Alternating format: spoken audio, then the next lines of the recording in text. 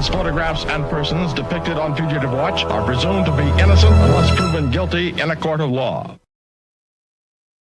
Hey, how you doing? Mark Inch, Fugitive Watch. Steve Ferdine, Scott Cashida. I forgot your last name there for a second there, Steve. And this is a Fugitive Watch Live. We're calling it now Fugitive Watch Live for June 17, 2025. With Scott Cashida, Steve Ferdine, myself. We are all retired police officers. We're checking out what's going on at fugitive.com. And you can find me at stolen911.com. You guys are ready? Fun week, right? Fun week. Yeah, good. Lots of news, Mark. My goodness. Yep. All right. When we're all done here, we're going to go watch some Bravo and Live PD. All right.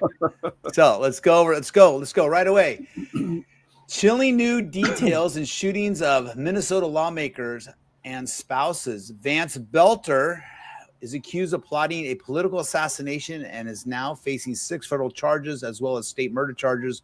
Authorities say he had a hit list with dozens of names. He was captured after a 43-hour manhunt. Talk about a fugitive hunt. Who did this guy vote for? Let's watch this story.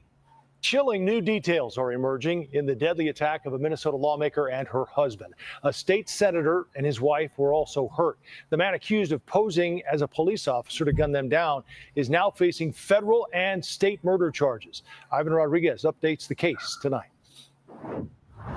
Erica Joe, Vance Boelter is facing 6 federal charges in what prosecutors are calling an elaborately planned political assassination. They also say he had even more targets. The U.S. attorney says that Boelter also went to 2 other politicians' home with the intent to kill them. Vance Boelter inflicted unimaginable harm to our community Saturday morning, and he did it while impersonating the very people who are trusted to protect and serve. Investigators say these haunting surveillance images show murder suspect Vance Boelter wearing a mask, police-style badge, and tactical vest as he approached the front door of Democratic State Senator John Hoffman early Saturday morning. Boelter is accused of shooting and wounding Hoffman and his wife shortly before he shot and killed State Representative Melissa Hortman and her husband. Authorities. So did white baby Jesus tell him to do this? What do we know about this guy, Steve? I don't know, Mark. There's a lot of information going on. I want to make sure we're not spreading any disinformation, but it looks like he's a right-wing nut. Yeah. He's captured him after a massive, roughly 43-hour manhunt. Today, the manhunt is over, but the investigation continues. And more importantly, the process to healing begins. Boelter is now in federal custody. State law enforcement turned him over Monday morning to face additional charges. My expectation based on prior cases is the federal charges will be litigated first, but the state charges won't necessarily go anywhere. While law enforcement is still investigating a motive, they have confirmed the accused gunman had an apparent hit list with dozens of names, including prominent Democrats and figures with ties to Planned Parenthood or the abortion rights movement. It is a frightening time. So it was white baby Jesus. I was right. Yeah, sounds like we are it. living in. Political violence is prevalent, and the way we talk to and about each other has raised the temperature to unfathomable levels. We cannot continue on this way. Boelter prepared for days to impersonate a police officer. While searching Boelter's North Minneapolis residence, which he used part-time, officials found a receipt from an outdoor retailer from 5 days before the killings. It included a tactical rifle case and 2 types of ammunition, as well as a flashlight and what's believed to be materials that he used to create the fake police license plate that was showing on his SUV. Okay. So my understanding is he went and he shot. I had it all wrong. I guess he went and he shot the first couple, and apparently he shot one of them 9 times, and they're still alive, and multiple times shot the guy's wife, and then left there, went to another house, and apparently the people weren't home. I think he shot the dog too. Yeah. No, that was. Yes, that was the second. Oh, the second one? First, yeah. The second one he went to, and there was nobody there.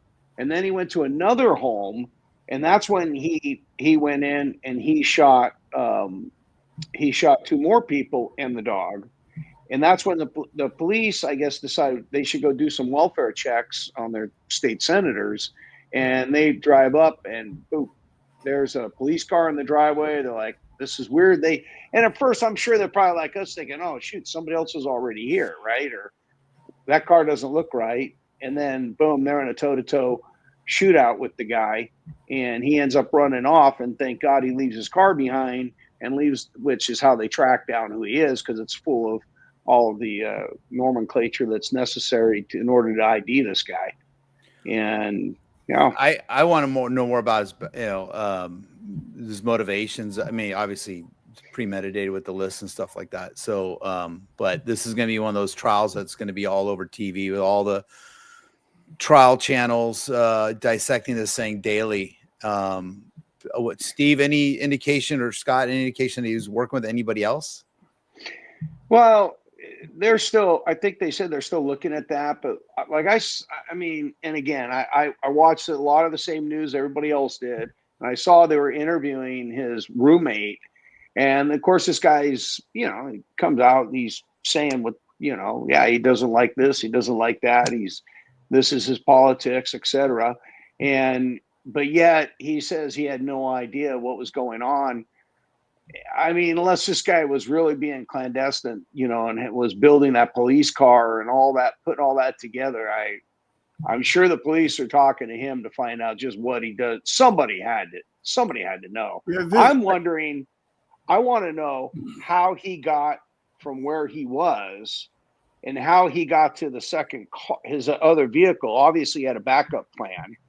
And then I think it was about an hour and a half away from the place, and somebody spotted the guy's car and the cowboy hat that he was wearing, and that's how police ended up in that spot. There's a lot of stuff they haven't released yet, but obviously some good police work.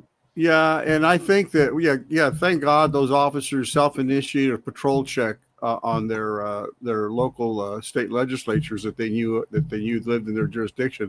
I think those were pretty small cities, so the police departments are probably not very big. So as soon as they spotted that car, I'm sure they realized that's not one of our cars. It wasn't a big police department. I think it was a small suburban city. But I think this is a really good case of see something, say something. This guy did not come out of the blue, and he's probably voicing his opinion and his hatred and building that police car, buying all that equipment.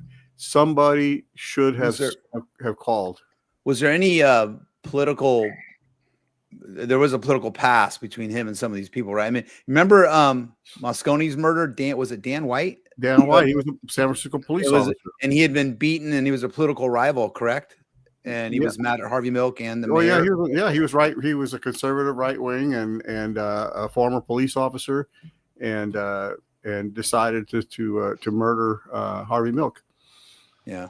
There's a Twinkies thing. Remember the whole Twinkies statue? His Twinkie defense. Yeah. Scott, where are you going? Good to see you. Bye. But I don't like him anyway. I'm taking him out. I just want to remind the folks out there that again, see something, say something. There's no doubt in my mind that somebody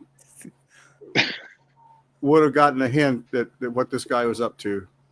Scott, if you don't want to be here, Tony will come on the show if you want. No, it was light out. Scott didn't like being on the left. He wanted to be in the middle. Yeah, exactly. When we first started, it was light, and then it got dark, and I realized Steve's on the far right now. I was disappearing. So hey, welcome to Tony, and welcome to Tony, and is it Marcel? Yeah. Thanks, guys, and remember, if you can comment down below. And if it's nice, we'll show it on the screen. So what I did see was I saw some videos they were showing online of this guy, and he was doing some terrible hate type speeches and stuff in some different places, and it was pretty obvious. But the problem is nowadays that's just normal. I mean, it's not supposed to be normal, right? But for somebody to stand up there and say the things that he was saying, you wouldn't think. I mean, if they were going to go out and investigate, I mean, what about 70 million Americans would be investigated on a daily basis almost? Right. And they don't have that kind of manpower to go out and investigate. About 100,000 on the FugitiveWatch comment section.